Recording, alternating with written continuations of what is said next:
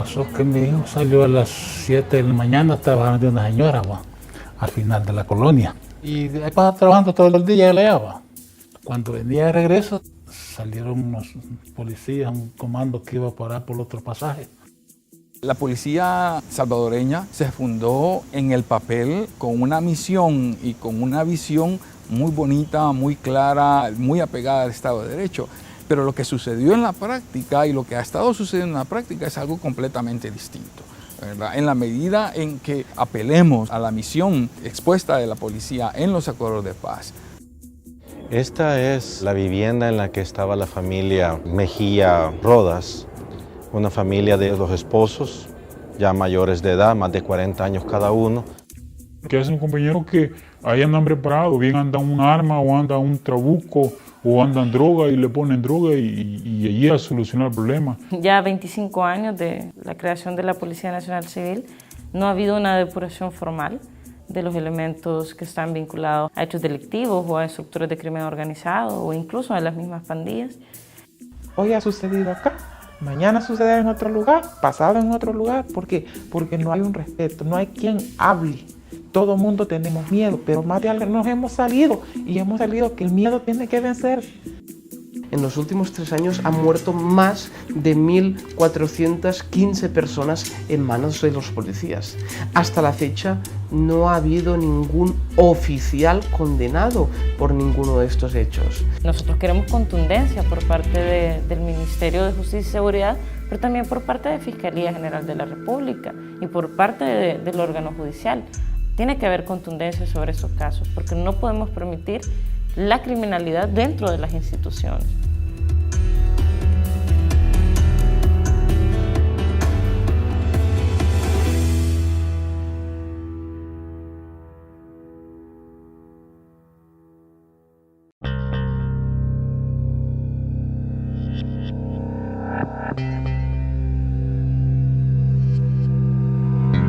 Él lo que tenía que no oía muy bien, no que había que hablar fuerte, pues así cerquita. Va. Prácticamente era un niño incapacitado. Tenía 38 años, pero la mente de él era como un niño. Va. Es la calle principal. Entonces los 4 agentes bajaron de aquí, de este pasaje.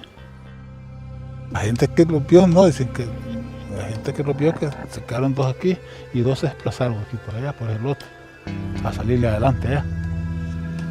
Entonces prácticamente le dispararon de allá también y de aquí.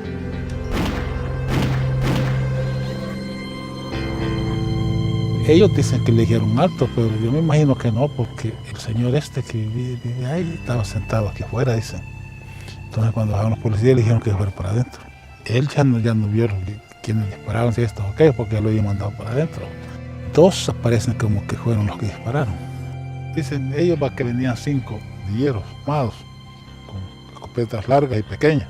Hay gente que los otros se corrieron y solo les fue el que les disparó. Mi hijo, sí.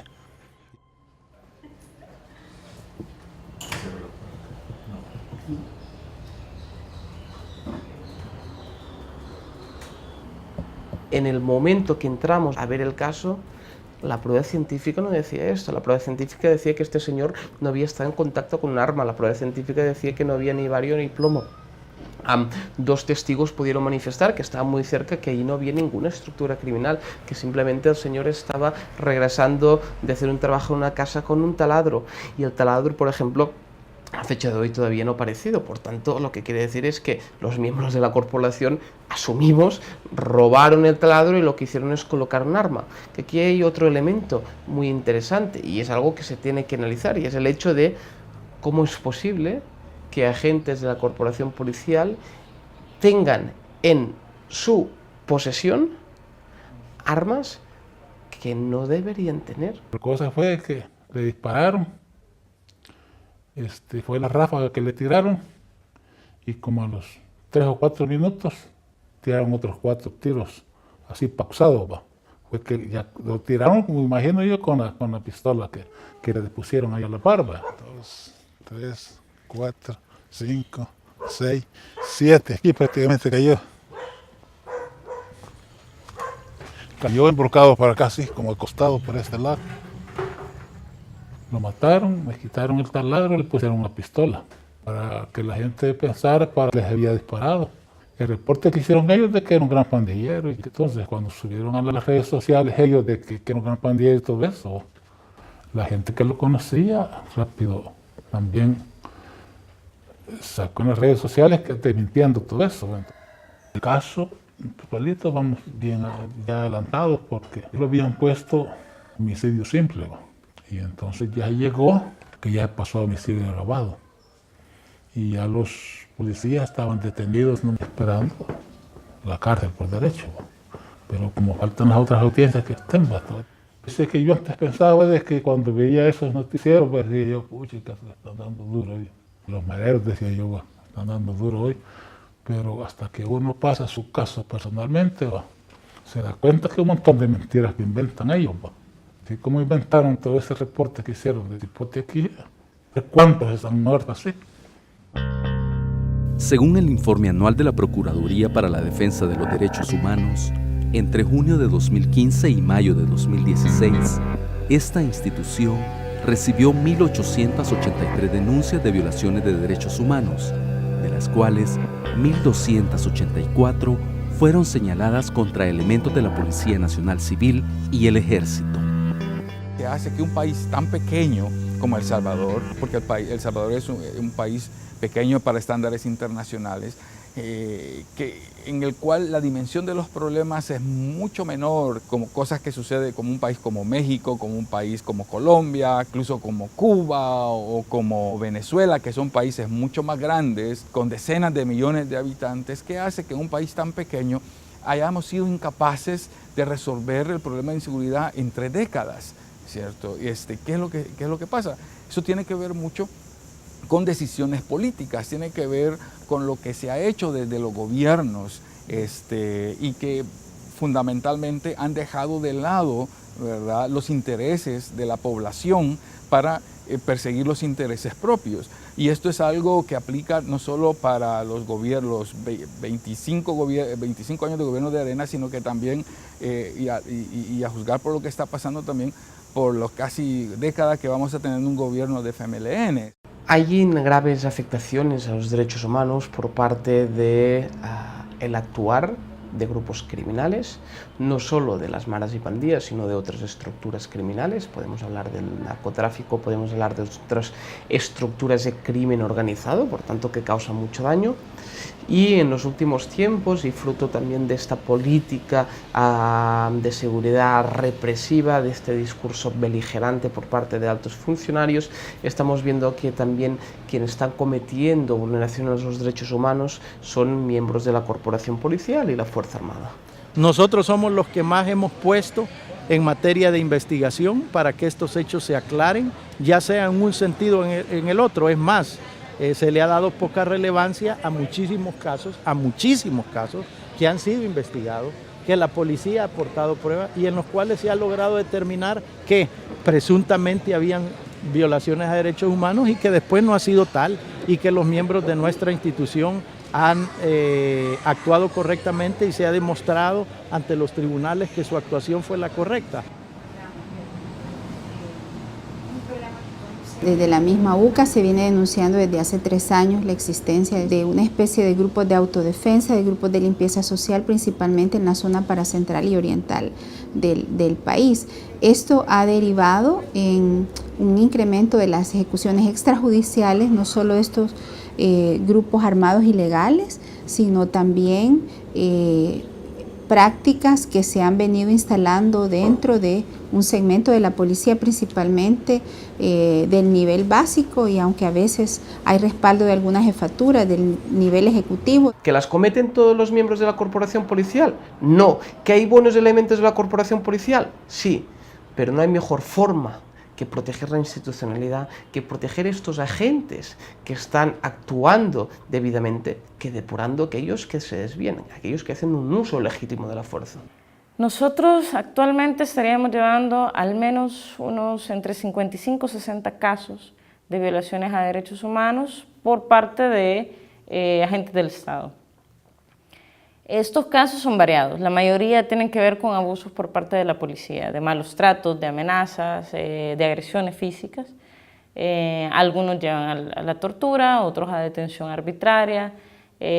Son complejos. Lo que sabemos de algunos de los casos, por ejemplo, que ha investigado el IDUCA, hay un par de casos en donde claramente se trató de una ejecución extralegal, arbitraria, injustificada por parte de elementos de la policía.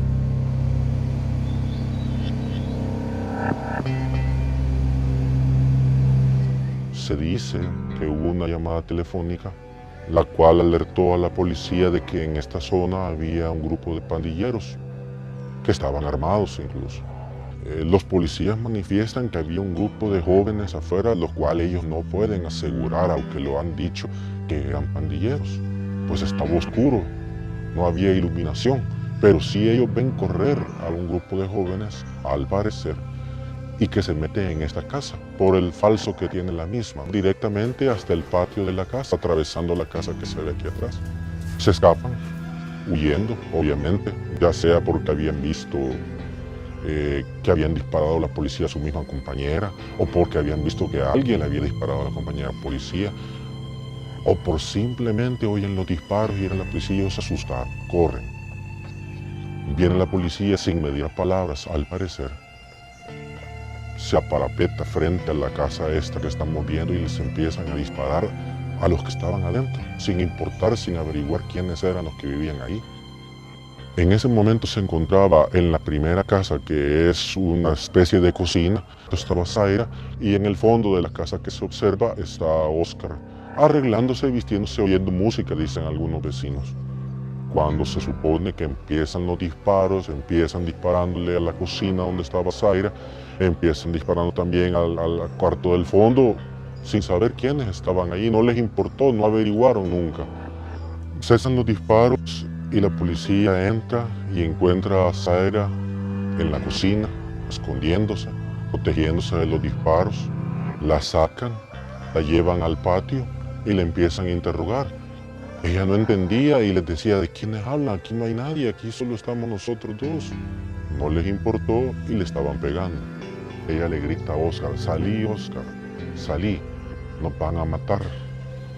Oscar está dentro de la casa, pero tiene música, probablemente no escucha primero eso, o tal vez estaba él pensando qué hacer.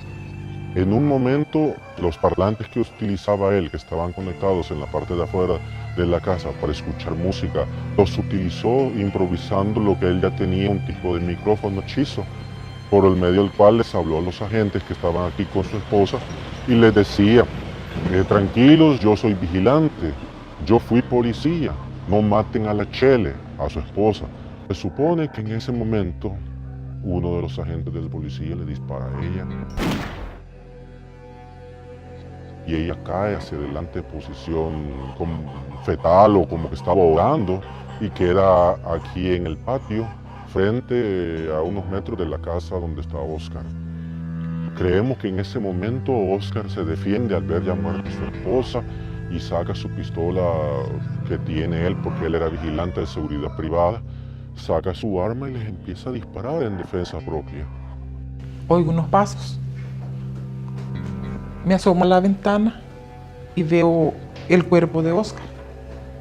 Cuando yo vi el cuerpo de Oscar, yo lo conocí porque ya le había visto su ropa. Entonces él vino y dijo, auxilio, auxilio.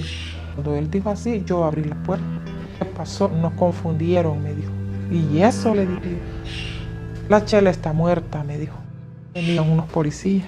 Vino uno de ellos, me empujó a la mesa que está ahí y poniéndome su rodilla en el estómago me dijo que por qué defendía a ese maldito.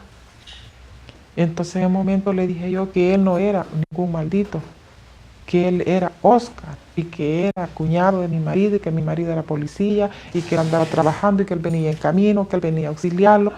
No quería creer que mi hermana era la que estaba ahí, muerta. Entonces me regresé y ahí estaba el subinspector enfrente de la casa siempre, y me dijo, ¿quién es esa mujer? Me dijo, no, pues esta es mi hermana, le digo. Imagínese, yo fui a verla y sí, ahí estaba ella boca abajo, muerta. No sé si esta es tu hermana, me dijo. Y entonces el que está muerto ahí abajo es tu cuñado, me dijo. Vamos a ver, me dijo. Vamos pues, le digo. Sí, él es, le dije yo. Cuando llegamos yo de regreso, donde mi hermana, yo habían puesto la pistola. Y le dije yo a Elba, le decía, ya le pusieron una pistola a ella, le dije yo, sí, va, bueno, ahí deja así, ahora andate para el sector, me dijo, mañana vamos a hablar, me dijo. Entonces, desde ese momento el cantón vive una zozobra que uno piensa y dice, ¿quién nos cuida, pues? ¿Quién nos cuida si decimos que es la autoridad y la autoridad nos viene a arrebatar la vida de esta gente? Mañana puede ser la mía, puede ser la de mi familia, puede ser otra familia. Hay un montón de familias que viven igual que nosotros, pues que están pasando por lo mismo, pues que hay compañeros que hacen procedimientos injustos, pues que matan a la gente, golpean gente por gusto, o sea, abusan del uniforme. Según resultado del estudio sobre legitimidad y confianza pública de la policía en El Salvador, presentado en junio de 2017 por el Centro Kimberly Green de Estudios Latinoamericanos y del Caribe de la Universidad Internacional de Florida y el Instituto Universitario de Opinión Pública UDOP, la población consultada expresa un moderado respaldo a la utilización de medidas al margen de la ley, tanto por parte de la policía como de grupos de ciudadanos que recurren a acciones extralegales. Esto en el contexto actual también de alguna manera explica a veces la desesperación bajo la cual está la gente frente al asedio delincuencial, principalmente de pandillas. No obstante, es sumamente peligroso en tanto legitima actuaciones que van debilitando a las instituciones, en este caso encargadas del control social formal. Lo que nos gusta ver a la mayoría de salvadoreños y salvadoreñas es al policía fuerte, a la bota, al que nos protege, al que está armado y que va a defendernos de los malos. No nos agrada conocer de investigaciones más sustentadas, no nos agrada de procesos a largo plazo, no nos agrada, por tanto, de acciones de prevención de violencia. Queremos atacar al enemigo, básicamente. Y la policía ha sido utilizada como un instrumento para mantener ese conflicto. De la contribución especial, el tan por ciento que va a Fiscalía es un tan por ciento mínimo. Esto es un mensaje de no estamos interesados en la investigación del delito, estamos interesados en la represión, estamos interesados en elementos populistas, ¿no?, que agradan mucho a los medios. Se sigue recurriendo a medidas más populistas de despliegues de operativos de concentración de fuerza, el uso del recurso militar, ¿verdad?, para mostrar este falso sentido de seguridad.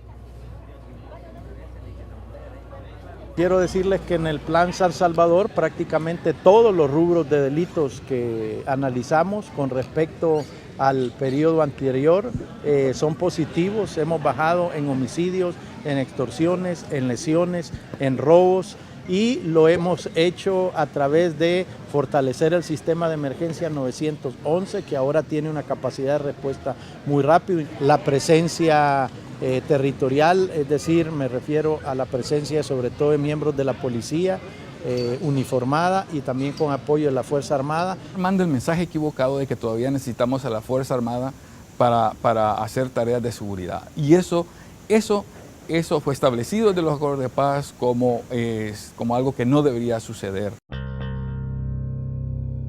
La Inspectoría General de la PNC recibió de enero a agosto de 2016 492 denuncias de violaciones de los derechos humanos, entre las que se encuentran 31 por tratos inhumanos, 181 por maltratos físicos, 40 por violencia contra la mujer y 2 por homicidio extrajudicial. Del total de casos denunciados, solamente 3 casos fueron remitidos a la Fiscalía General de la República para posibles cargos penales. Vimos la necesidad también de hacer un llamado a la comunidad internacional sobre este tema. Y fue así como pedimos, junto con el IDUCA, una audiencia temática con la Comisión Interamericana de Derechos Humanos. En esta audiencia presentamos datos oficiales, presentamos resoluciones de la Procuraduría para la Defensa de los Derechos Humanos, 4 resoluciones sobre 4 casos, donde hay más de 20 víctimas de estas ejecuciones, y donde la Procuraduría dijo efectivamente que hay elementos suficientes para decir de que estamos ante una ejecución extrajudicial. Uno es este caso del joven que murió cerca de Redondelma Ferrer, y está el caso San Blas también, está el caso Pajales, Está el caso también de los esposos Mejía y la agente policial. Y entendemos que hay al menos 44 casos que está investigando la Procuraduría para la Defensa de los Derechos Humanos. La respuesta de la comisión fue de preocupación, incluso un comisionado Cavallaro, cuando nosotros dimos estos datos oficiales, manifestó que esto a él no le podía ser un caso de enfrentamiento, pero que había muchos casos de ejecuciones extrajudiciales, y la relatora del país manifestó pues que tenía su compromiso antes de final de año de poder venir aquí al país y conocer la situación. Por tanto, esperamos que propiamente sea así, para que pueda ver que todo lo que se manifestó es algo cierto, ¿verdad? Que no tiene ningún afán de dañar un gobierno concreto, de causar bajas en algún gobierno por estas denuncias, sino que tienen un afán para mejorar, para intentar hacer ver que este no es el camino hacia una sociedad libre de violencia. Se habla de que respondemos a intereses de pandillas, que las pandillas de alguna manera nos están utilizando para llevar a cabo su agenda. Y por otro lado se desacredita la objetividad de los datos que presentamos. Nos parece llamativo porque son datos oficiales. O sea, y no, nos preocupa tampoco que no conozcan sus datos oficiales, porque la misma Policía Nacional Civil, la misma Fiscalía General de la República, es quien nos ha entregado a nosotros, vía acceso a la información pública, la sistematización de los enfrentamientos armados y de la cantidad de víctimas. Que a ellos no les sorprenda, quizá y no les sea llamativo, que por cada policía o militar muerto en un enfrentamiento el año pasado murieron 59 supuestos pandilleros. Eso ya es otra cosa, pero los datos oficiales están y son los de ellos. Aquellas personas que actúan al margen de la ley, no estamos diciendo que no se les tiene que hacer nada, no, pero el Estado tiene los mecanismos legales para someterlos ante la justicia. No podemos permitir, por ejemplo, que un policía sea juez y parte, que el policía puede decidir que usted forma parte de una estructura, que usted ha cometido este delito y que por tanto, para que no lo siga cometiendo, lo ejecuto. Esto es lo que está pasando, ¿no? Esto no lo podemos permitir. Y tenemos que hacer funcionar la institucionalidad del Estado de Derecho.